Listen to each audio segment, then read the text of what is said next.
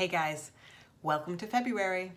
Our lesson this month is about core essences, and we've already talked about essences for a while, but this is our opportunity to really dive deep and get a sense of what our core essences might be. This is amazing.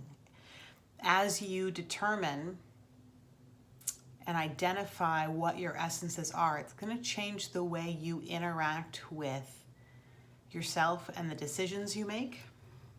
And it's really nice that this is coming as we are getting ready to sow the seeds into our garden bed that's now been cleared out and is ready for us to plant. So this is right on time. Now, when I sat down to do my homework, even though I've been using this work for 7 years, maybe longer than that, I went on my first retreat with Laura in 2014, but I've been working with her as a client for a few years before that. So I'd been introduced to the idea and working with the idea in my mind for a while. Sitting down to do the homework this month, I still struggled to figure out what my essences were. And I find that to be odd until I did a couple thought exercises and realized that I don't like being limited, and I really love essence words. Like, I just love words in general. I'm a writer, I like words, so I don't really want to pare anything down. A lot of my essences overlap, but they all feel so juicy to me that I don't really want to. I mean, I can tell there are some that are definitely not mine. So it's not that I can't discern, it's that I really like to collect them.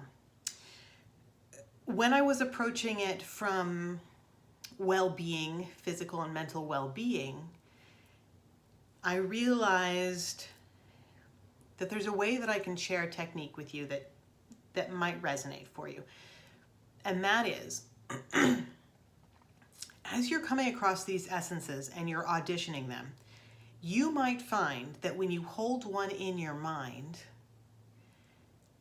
that it feels like exactly what your body needs in order to be well. So, when you imagine being saturated with them and just having all of the blank in the world, your body feels light. And your awareness of your dis-ease lessens. If you can't quite make that connection, there's another way to identify which core essences match what your body needs most. And it may very well be that none of your core essences do this, but I think it's a useful thought exercise, so I want you to go along with me. For a lot of physical and mental dis-eases, and I don't mean like a disease necessarily, like you might have an issue that you're dealing with that isn't technically a disease, but I mean a discomfort physically or mentally. There is something that you do regularly to keep it at bay or functioning, like you know what your body needs. I personally do best if I don't eat sugar. Hard for me. I'm not one who eats a lot of sugar anyway, but my body would do amazing if I had none.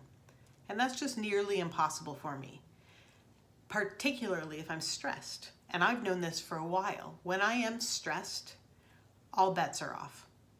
My sanity and my ability to soothe myself are way more important than what my blood sugars are.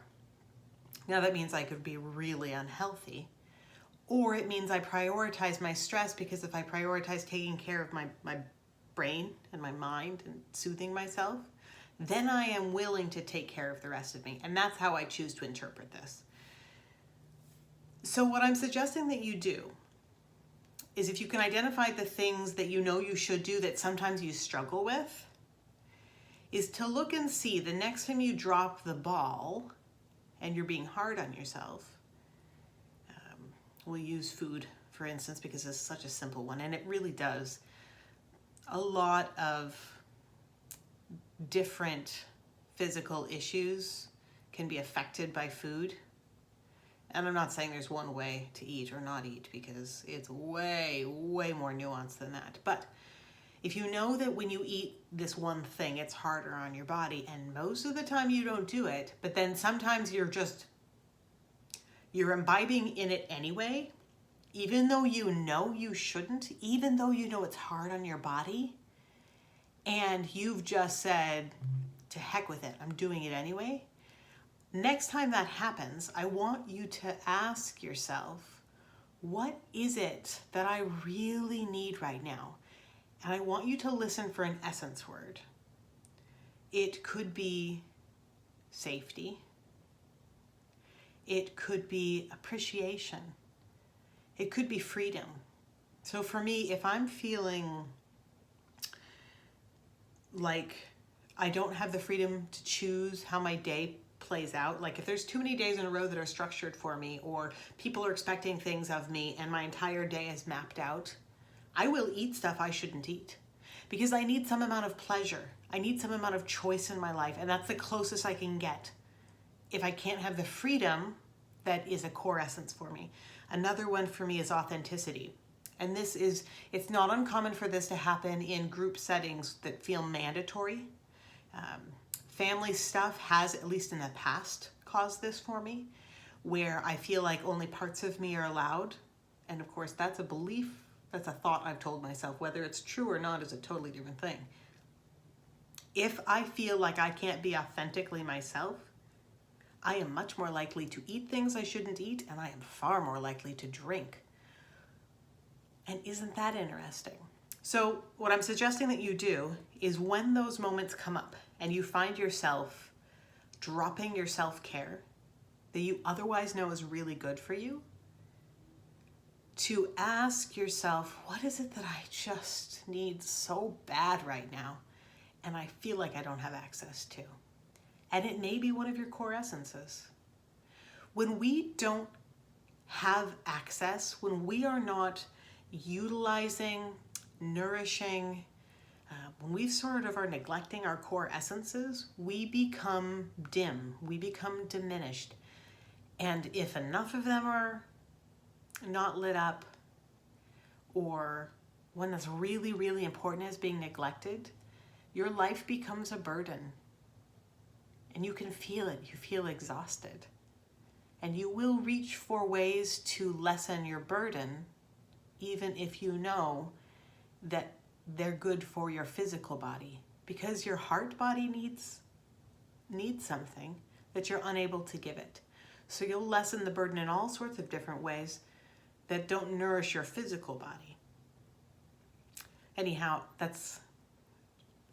I'm not sure if anybody else thinks of it that way, but it's how I perceive it. It's how I notice myself abandoning my self-care. And it's also how I notice myself choosing to soothe myself above everything else. I'm a little less hard on myself than I was a few years ago about the food I put in my body when I'm stressed, because because I can see that being kind to myself, being generous with myself is incredibly important. And there are some moments where I really legitimately feel like I don't have access to all of my core essences, like I'm just stuck somewhere. Or maybe I'm just too worked up to feel that I have any freedom or to feel generous. So, you know what? It's not the end of the world to put in my body to eat something that's going to throw my blood sugar off whack, especially now that I understand what's happening, why I'm choosing to do that. Because I now have tools that I can walk myself back. I'm not there for months and months and years on end. I'm not making myself sick for months at a time. I am choosing to soothe myself in the only way that I know how in that moment. And those moments come less and less often when you understand what it takes to nourish yourself. Your core essences, when they are acknowledged and honored, are how you nourish your entire body, your heart body, your mind body, your physical body. It's powerful stuff. I hope you have a wonderful month. I'll see you guys at the group call in a couple of weeks. And you're welcome to email me with any questions you've got. Thanks.